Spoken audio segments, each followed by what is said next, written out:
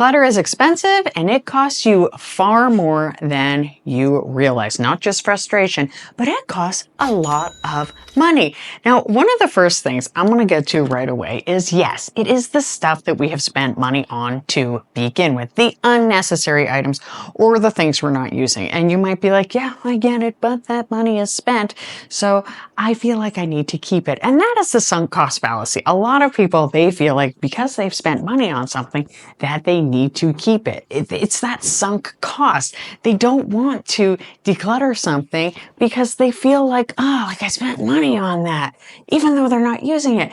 But what's worse is there's so many more ways that that clutter is costing you money by keeping it. And the first one is duplicates. Now, when we have clutter and a lot of stuff, it's harder to find things. I certainly can relate to this. I still have trouble finding things. It's not like my house is always clean because I'm looking around and right now it's not. So when we go to find something, we might be like, oh gosh, I don't know where it is. I've looked here, I've looked there, I've looked everywhere I think it could be. And then I cannot find it. So then I end up buying something else. That is a duplicate, which is then more money that I am spending on something that I actually use instead of the clutter that I don't use that's making it hard to find the stuff that I actually do use. Before I go on, I want to just quickly explain why I think this is such an important topic. For a lot of us, of course, like we value our money. We don't want to waste it. But if you think about what money is basically time. It's time that you have been paid for.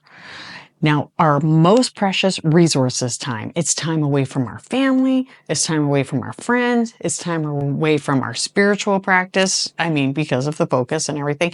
And it's time away from exercise, just so many things. It's time away from our health. If you think about it in a lot of ways, maybe people would be a lot healthier if they didn't have to work. And I'm so not saying people don't have to work. What I'm saying is we want to spend our time wisely. One of the ways to spend your time wisely is not to waste the money that you have, because I don't know about you, but when I go to work an 8-hour shift, I basically am in for at least 11 or 12 hours just with travel time, with getting ready and all of that.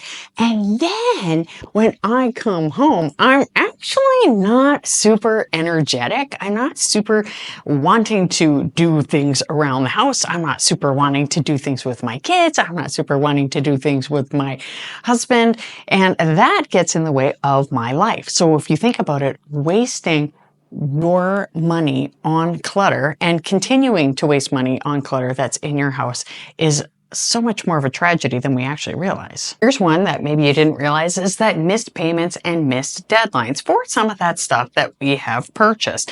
And this is one reason why it's a good idea to evaluate when we're buying things, where we're going to put it, if we actually need it, and if we're going to be decluttering it later. That's just one way. One of the biggest to me, though, is the real estate in your home. Now, the stuff in your home is taking up space. Like if I look right now, because my house is kind of messy right now, this jacket right now, it's taking up space in my home. If you have a bunch of closets or one closet or a storage room or a garage that's full of stuff, that particular area, that footprint, you're paying for. You are paying rent, or you are paying property tax, you are paying for your mortgage in that space, which means you're wasting money. Pretend that 25% of your home had clutter. And say you spent $1,000 on rent, for example. That means $250 a month is going to support your clutter. A lot of people, they actually have storage space, storage units, and they're spending. That's more easy to recognize. But just think about the money that you're spending on your property tax and your mortgage and your rent just to support that clutter. I actually have some friends who moved recently and they were like, I don't want to pay to move this clutter. That's another thing, is when we're moving, are we paying to transport stuff that we're not even going to use? That's not even to mention the totes and the shelves and the other storage things that we use. For me, in my house, it's really actually kind of funny. In our last house, we had some shelves built in our garage. I had my uncle come and he built some shelves. So he, you know, God love him, I didn't have to pay him labor, but we had to pay for the timber, which goodness costs so much more. The lumber, timber, which is it? I don't know. So we had to pay for that. And then we were like, well, then the garage is full. All those shelves are filled. Well, what about the basement? Well, we still have a bunch of stuff that needs to be put down there. Let's get more shelving. Let's build more shelves. So we had bought shelves, we built shelves, and then we bought totes.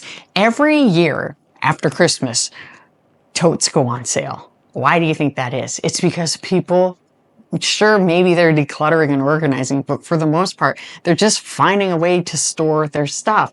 That, of course, costs money. Those totes cost money. Those shelves cost money. Building those shelves costs money. And then we're putting it all in there, and then we're putting it in part of our house just so that we can pay rent on that stuff that we're not using because, in essence, it's in storage. What about your energy? I've touched on that before.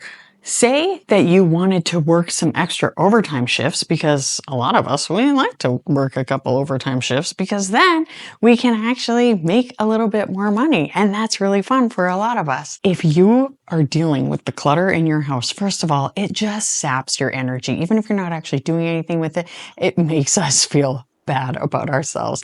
And that can affect our energy. Also, every time you clean, you have to move stuff around, or you can't really clean it. And then that can actually exacerbate things like allergies. It can cause accidents. I am a registered emergency nurse. And when I have so many patients that they come in and they have broken a hip. And that, I'm going to tell you, it will devastate you for the rest of your life. That costs money for a lot of people, depending on their healthcare situation. If you have allergies and asthma, that costs money for a lot of us.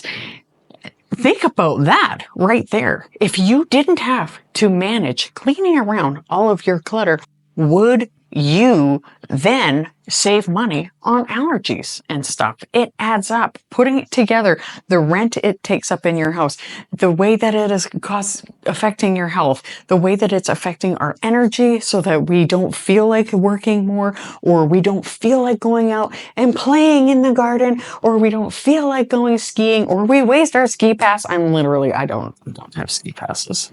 That's my son's computer station, FYI. And also, I want to ask yourself, when we get back to the time thing, how much do you get paid an hour? Because if you have an hourly rate of pay and you are spending that time shuffling your stuff around, or whenever you're decluttering, you are picking something up and trying to decide and then putting it down and going in this room and stopping and starting, that is costing you money. If you get paid by the hour, that is affecting how much you're getting paid by the hour. And another way that clutter costs us money is picking things up over and over again. I like to can food and I keep it in the basement. And so often I will have like a flat of things that I've canned, and I will take it from here in the kitchen over to right here instead of just taking it down the stairs right there. That affects my time dealing with the clutter, dealing with this paperwork here, right? I need to handle it once it's brand new. I need to handle it once, put it in the place where it needs to go because it's paperwork, and then not handle it until it's time to get rid of it.